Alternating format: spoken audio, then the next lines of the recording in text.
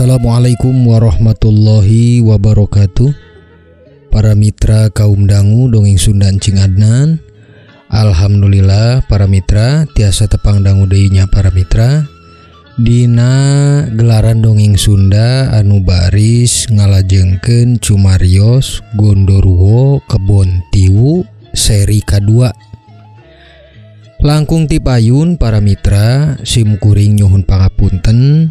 Tina samudayaning kalepatan sok bilihna aya kasamian dina nami tempat gelar sareng sajabina numawi da ieu mah ngan saukur carios fiksi anu direka ku simkuring etang-etang kangge hiburan mitra kaum dangu sadayana. Kukituna supados tong nyangkolong kana waktos mangga urang kawitan wae maoskeun deui kalajengan Cumarios Gondoruo Kebon Tiwu dina seri kaduanya para mitra. Wilujeng ngadangukeun yu ah.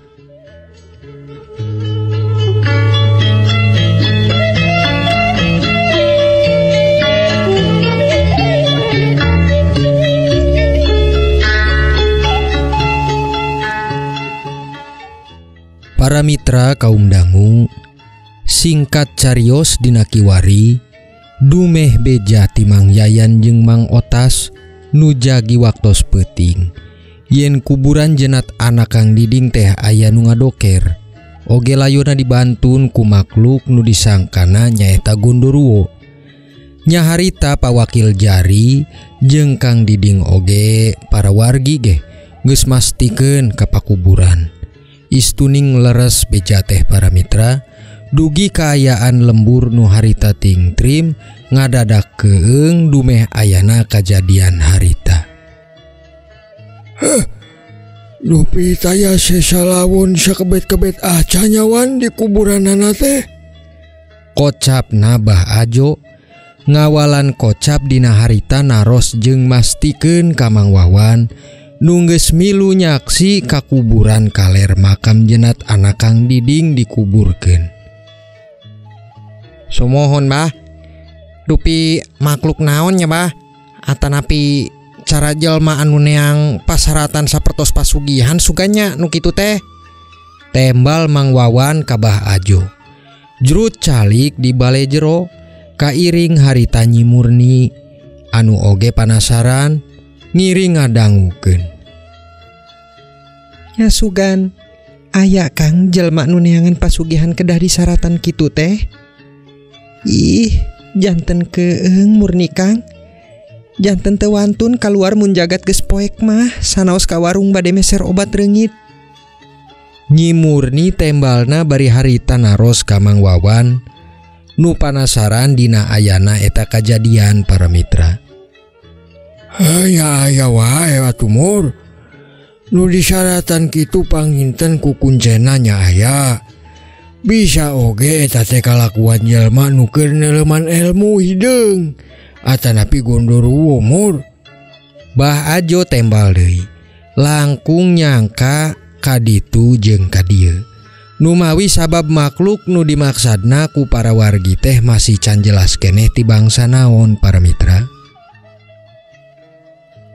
Nah, ngomong-ngomong Gondoruo, saur Mang Yayan jeung Mang Otas ge kitu bah. Sabab cenah makhlukna teh sapertos lutung, gedena teh sajelema, awakna riuh we ku bulu, panonna beureum mencilak. Nu sok disebatkeun Gondoruo. Tapi nu janten bingung, naha nya tuh Gondoruo teh beuki kalayon budak.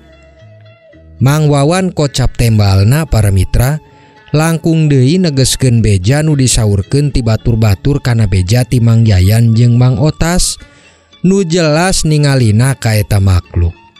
Atuh, tong salah wan. Gondoruo memang sok resep kuno kitu. Malihat teh cara kalayon orok wae model istri nu sok ditinggalkeun salaki. Manehna sok aya wae kapeungna teh ngadatangan sok nyipat janten carogena pikeun nyarean. Ceuk Bah Ajo harita. Nyi Murni anu ngadangu harita ngiring keung jeung muringkak bulu punukna. Ih, Murni si amit-amit bah, mun dugi didatangan Gondoruo mah Mata Kang, ulah sok liar peuting neangan laukna atuh janten keung murni teh Kang. Ceuk Nyi Murni leungeunna nyepengan punuk nu harita karasa murinding ku ngadangu kitu ti mitohana. Geus tong sieun Mur, aya akang moal bakal akang liar peuting deui keur neangan lauk. Hayu atuh, urang pada tuang heula bah. Ceuk Mang Wawan tembalna bari dilajeng ngajak tuang sasarengan nu memang geus siap sagalana dina pago keur dicandak hungkul ku Nyi Murni para mitra.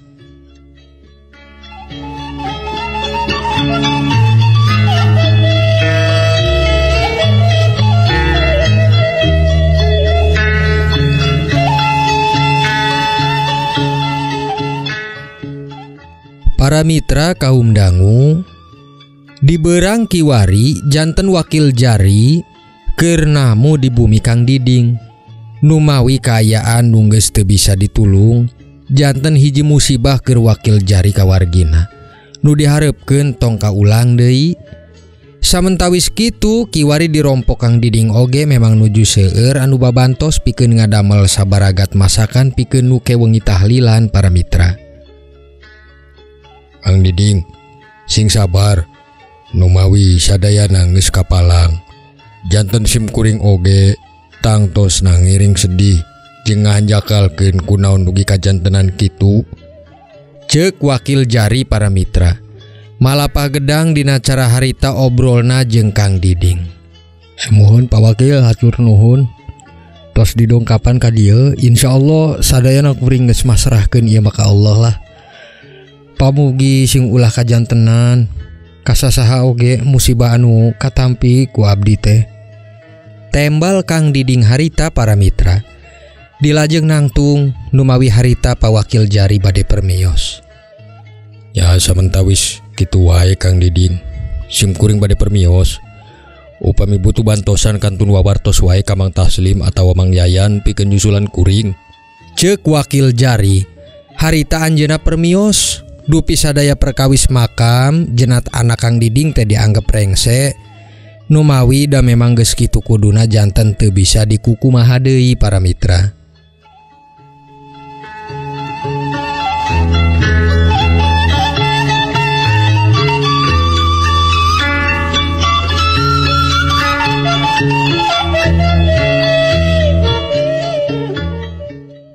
Para mitra kaum dangu, di antawis kirang langkung jam hiji berang, loba wargi anu gimbung di pos ronda.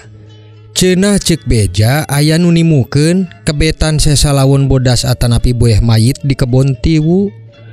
Nu di mana panyangkana jelema harita teh bisa janten eta teh mangrupi sesa boe jenat orokna Kang Diding nu didoker ku makluk Gondoruo waktos peuting anu dipanggihan ku Mang Otas jeung Mang Yayan waktos ngaronda para mitra. Wah, walsa deui. Ieu lur, ieu mah boe anyar. Nu pasti boe jenat orok Kang Diding ya. Berarti eta makhluk teh asalna ti kebon Ciwu. Kocapna Mang Taslim harita dina nyangka sesa boe nu kongsi dibantun kudu manggihan ka pos ronda para mitra. Upawe kitu, saya nahayu urang laporkeun wae atuh ka wakil jari salaku wakil di lembur growong ieu ah. Ceuk Mang Jai, harita wargi oge saur manuk bade lapor ngeunaan boeh anu kongsi ditimukeun wargi di kebon tiwu para mitra.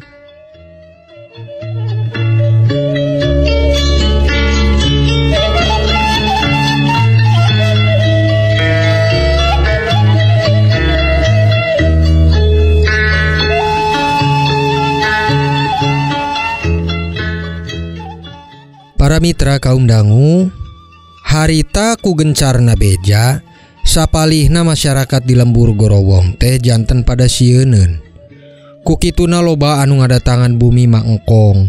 Anjeunna salaku dukun nu dipercaya bisa ngajimatan jeung marancahan ka sakabe jelema anu keur meteng. Bisi ku carana kadatangan si Gondoruo ka imahna keur ngajungjurigan teh. Nya dina kituna janten wargi geh pada genjleung nah saleresna memang enya Gondoruo teh bakal nyasar ka jelema nu keur reuneuh atanapi kumaha. Kukituna Mang Wawan harita kaleresan kasemahan ku Mang Tasmin nu memang salaku tatanggi anjeunna. Nah kitu geuning Bajo. Janten peda ayana kejadian layon jenat anak Kang Diding di bawah Gondoruo jadi kabeh wargi teh nuker pada meteng ya mau khususna. Nya dibantu jeung salakina teh dianterkeun ka Ma Ekong. Pikeun menta di parancahan atanapi di jimatan. Saurna mah keur nolak bala tina cara makhluk Gondoruo bisi ngajung jurigan. Ceuk Mang Tasmin kabah Ajo. Mang Wawan nu kaleresan aya di bumi keur teu mangkat ngecerike janten ngiring gunem catur dina harita.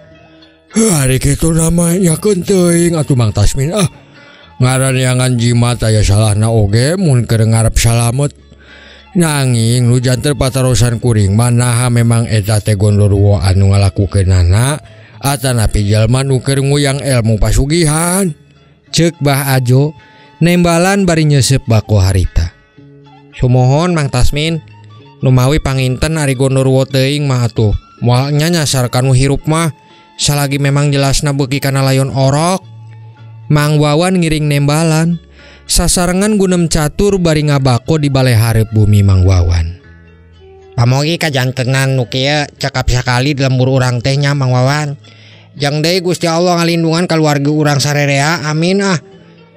Mang Tasmin kocapna bari harita sasarengan ngadu bako. Nyi Murni kapayun bari masihan wedang keur nu pada gunem catur di hareup para mitra.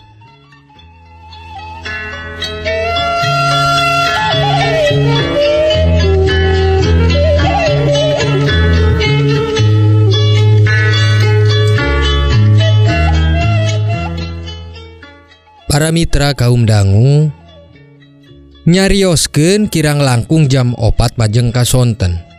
Kiwari dina hiji imah gedong anu jauh ti imah sejen. Gaduhna manggaha jeung binalem. Kasohor hiji juragan buncir leuit loba duit bro di juru bro dipantong ngalayah di tengah imah para mitra. Nanging kahirupanana teu boga katurunan janten saukur duaan we anjeunna teh. Kongsi waktos kapungkur binalem teh meteng jeung ninggang wulana nanging orokna maot namang saharita keur nembe dilahirkeun pisan.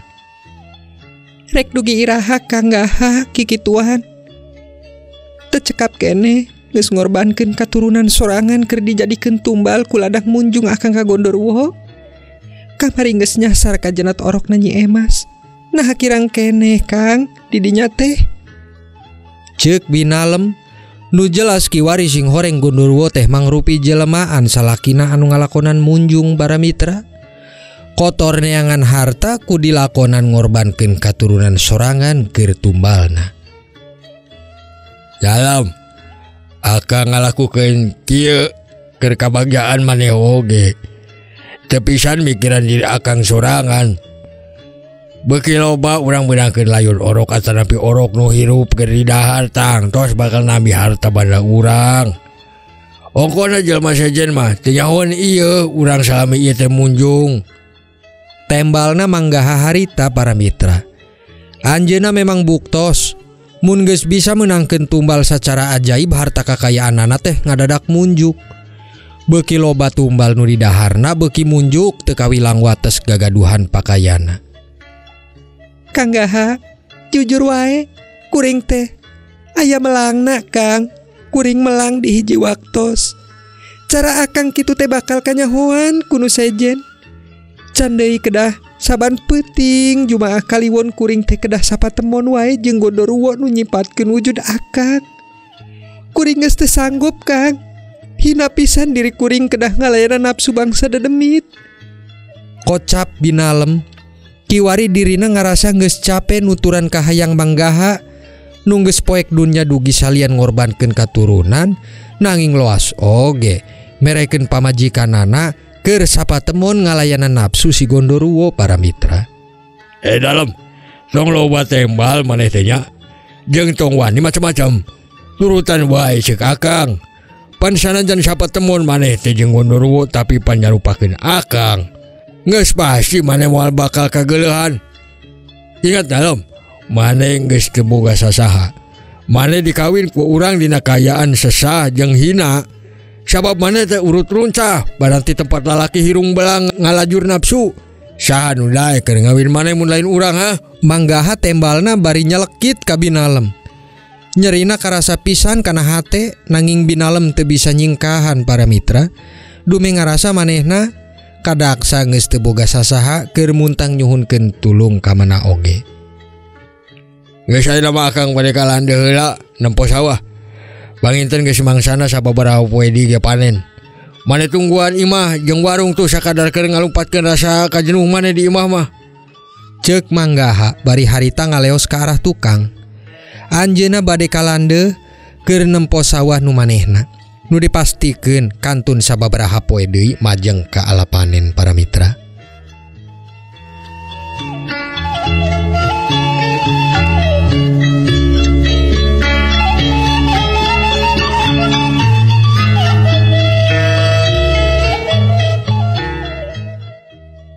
Para mitra kaum dangu, nya disonten harita niat Mang Wawan dek meser bako ka warung Binalem. Nanging Binalem teh kalah ka ngajak ngobrol ku samentawis aya sababaraha rupihal anu bade ditaroskeunana. Punten Bi, bako moale cap jangkar teh aya keneh. Taros Mang Wawan harita bari nangtung di payuneun warung Binalem. Mangga Kang Wawan, masih aya keneh. Pada sakantenan pahpirna.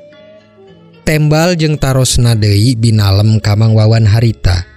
Sumohon Bi, sakantenan pahpir delima nya Bi. Tembal Mang Wawan bari harita ditampanan bako jeung pahpir teh. Anjeunna masihkeun duit oge ka Binalem. Mang Wawan punten, sakedap abdi bade naros. Ceuk Binalem, janten harita Mang Wawan teh cios mulang. Anjeunna samentawis ngawaler heula kana hal anu bade ditaroskeun ku Binalem. Mangga Bi, aya naon nya Bi? Mang Wawan malik naros ka Binalem harita. Kumaha wartos kaayaan kaluargi Kang Diding sareng Bi Emas teh Mang? Nu mawi abdi teu acan tiasa ka ditu, kanggahana teh nuju sibuk wae kaluar imah. Janten warung teh aya anu nungguan. Taros harita Binalem ka Mang Wawan kana kaluargi Kang Diding nu kenging musibah. Nya kitu Wi, dupi panginten kaluargi almarhum mah tos ikhlas. Nanging para wargi teh kiwari janten pada rame wae ngobrolkeun dek moro ka Gondoruo saur nama kitu. Ceuk Mang Wawan tembalna harita ka Binalem. Janten Binalem anu ngadangu kitu rada reuas hatena, ngahelas emut ka salakina sorangan. Gondoruo, Mang Wawan. Sumohon Bi, Gondoruo. Nanging kajelasan eta Gondoruo teh makhluk setan atanapi jajaden teh teu acan kapastikeun. Justru kulantaran kitu para wargi teh palai moro kangge mastikeun hungkul. Nanging duka tah naranu kitu sahanya bakal gampang atuh nongolkeun deui atanapi teu naga oge Bi. Tembal Mang Wawan. Teges kocapna ngawartosan ka Binalem kana Gondoruo nu keur jadi omongan ku batur-batur. Oh kitu Mang Wawan. Janten keung kuring teh Mang. Nyatuh Mang Wawan hatur nuhun wartosna nya Mang. Sumohon Bi, sami-sami Bi. Mang Wawan harita leumpang ka arah mulang. Bari bako teh dicangkingna dina keresek beureum, langkahna jongjon taya ku hariwang. Nu diantos ku Bah Ajo harita keur sasarengan ngabako.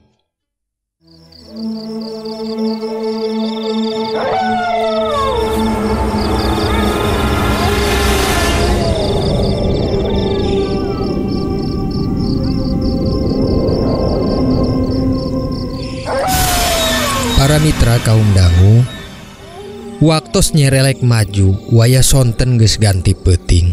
Harita nyaritakeun ka Manggaha jeung Binalem. Duduaan di wengi harita wengi nu bakal deui Manggaha ngajadi Gondoruo. Siapkeun sagala syarat keur di kamar tukang Lem. Ceuk Manggaha, harita ngongkon ka Binalem keur nyiapkeun sagala bahan pasaratan paranti anjeunna ngajadi makhluk Gondoruo. Bade ka mana wengi ieu Kang? Akang teh bade neangan orok deui. Taros Binalem ka Manggaha dume salaresna hate anjeunna geus hariwang. Kang, nah sakintena teu dianggesan wae Kang cara usaha akang kieu teh. Pan tiasa akang datang deui ka Gunung Dulung pikeun nimuan Mbah Markum salaku kuncen. Nu mawi waktu sonten kuring kenging beja Kang geus aya nu curiga ka akang. Ceuk binalem harita mibeja ka Manggaha bahwa salaresna sabagian wargi geus aya nu curiga kana makhluk Gondorwo. Nah haleres asli makhluk atanapi jelemaan jelema. Tisa dalam nampi wartosna. Taros Manggaha. Harita anjeunna ge ngarasa reuas peda salami ieu cara anjeunna ngajadi Gondorwo teh teu aya pisan ka ambeuna ku jelema sejen. Timang Wawan Kang, waktu sonten anjeunna meuli bako ka warung urang. Nanging nu manggihan harita akang ngadokir layon anak Ceemas jeung Kang Diding teh. Nya Mang Yayan jeung Mang Otas. Waktos anjeunna kabagian ngaronda peuting kamari. Ceuk binalem, Manggaha kiwari gaduh pikiran goreng ka Mang Yayan jeung Mang Otas. Tangtosna gara-gara Mang Yayan jeung Mang Otas harita janten geger perkawis Gondorwo. Kurang ajar si Yayan jeung Otas. Manehna kudu gira dieuweuhkeun. Sabab manehna nu geus ngagegerkeun ieu kajadian teh lem. Ceuk Manggaha, harita boga niat rek nyieun pati ka Mang Otas jeung Mang Yayan. Lajeng maksud akang, ayeuna akang bade ngalapati keur Mang Yayan jeung Mang Otas. Binalem naros, anjeunna surti kana maksud Manggaha. Sabab terang salami ieu salakina teh kumaha. Maneh ge geus terang kumaha Kang. Tangtosna sawae anu wani geus ngahalang usaha Akang jeung samodel Otas oge Yayan. Nya manehna bakal nyanghareupan pati lem. Ceuk Manggaha bari harita alisna kerung. Kuntung udud teh dikusrekna kana asbak beling. Nya nalem teu bisa kumaha dina hal ieu Kang. Nanging nalem ukur ngemutkeun hungkul ka akang. Sing kahade dina usaha akang. Ulah remen teuing ngajarah korban di pilemburan anu dareukeut Kang. Tembal binalem dilajeng cengkat muru ka kamar tukang. Bade nyiapkeun sagala ragat kabutuhan keur salakina di wengi harita nu rek ngajadi Gondorwo deui para mitra.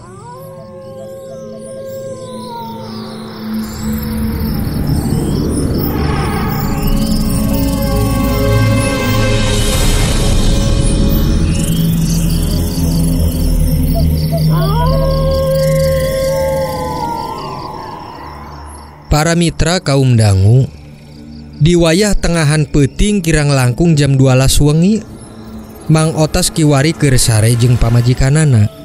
Pamajikanana di beh kenca sedengkeun Mang Otas di beh katuhu. Sarena Mang Otas harita katinggal tibra. Saking tibrana sora gelap di luar ting jelegur ge teu pisan ngahudangkeun anjeunna para mitra. Nya wengi teh karasa sepi. Jarum jam dina sadana ukur kadangu kudu masih beunta. Nanging hanjakal nu di jero imah harita teu pisan aya nu ngadenge suara jarum jam. Nu nandakeun geus teu aya dina alam kasadaran. Iwal hiji makhluk nu geus aya di jero imah Mang Otas nu teu sanes eta teh makhluk Gondorwo jelemaan Manggaha nu geus diniatan bade ngalapati ka Mang Otas. Nya harita si makhluk teh dicarioskeun geus aya di jero enggon Mang Otas nu keur kulem jeung pamajikanana. Kurikatna si Gondorwo teh lajeng ngabakot kana beuheung Mang Otas. Dugi Mang Otas kekerjetan ninggalkeun nyawa maot bingaraneunana para mitra. Nyi karisem nu kaleresan hudang jeung ninggal harita jeritna Mang Otas nu keur kakerjetan digegel urat beuheungna ku Gondorwo teh anjeunna laju ngajerit tulung-tulungan. Tolong, tolong, Kang. Ih, nengnong para mitra. Dongeng nakabujeng nengnongnya. Insyaallah urang lajengkeun deui cumarios Gondorwo Kebon Tiwuna dina seri katilu nya para mitra. Kukituna simkuring nyuhun pangapunten tina samudayaning kalepatan. Sapunyere pegat simpai paturai patepang deui. Wassalamualaikum warahmatullahi wabarakatuh.